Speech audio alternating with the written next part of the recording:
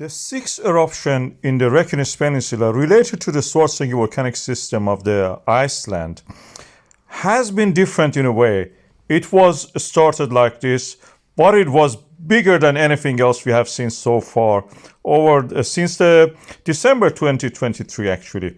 The initial volume of the eruption was 1,500 to 2,000 cubic meters per second. It has spread rapidly to 4 kilometers almost, and a flow of it was going to cover the road to the Grindavik. It stopped. It didn't go that direction. It spread in a butterfly pattern to the north and south. Then those stopped, and we had one and two fissures actually near the Stóra-Skógfell, which were still erupting.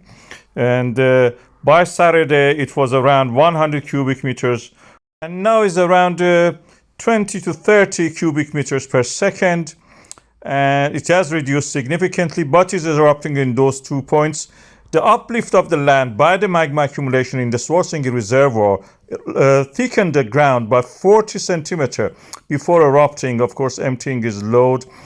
And the location of it was interesting. It was near the plate boundary, and I showed that. And then we have this map by the Icelandic Meteorological Office, which actually confirms my initial guess and observation on that. The land uplift, as I mentioned, was 40 centimeters. But more interesting was the pinching effect in the east-west direction. During the magma accumulation, we had a contraction, as if the magma pushing the Rift Valley together. And then during the eruption, when the moment of eruption happened, the land expanded and opened up, and the magma could come out. And we also saw the land, when it was thickened to 40 centimeters, again dropped down. It just returned to initial phase. That is pinching effect. That is very interesting, and I observed it. Now we see that a similar diagram is also published by the Icelandic Meteorological Office. That was by the University of Iceland. I analyzed it.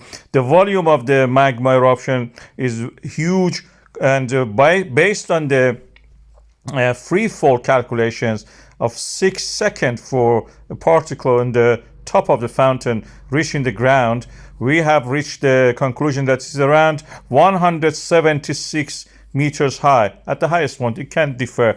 The risk assessment is now reduced. The gas pollution is the main problem if you are in Grindavik or nearby areas.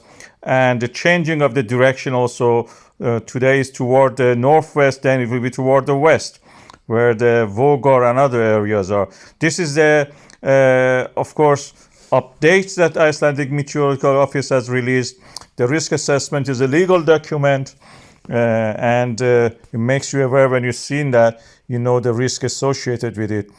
And what we have seen so far was the biggest eruption. As I mentioned, I'm really happy that what we have made in our videos, an observation that we have made, are actually accurate, and we are in line with what the Icelandic Meteorological Office has announced today again. And material I had was from yesterday and the day before. I feel really happy about that. My predictions were correct.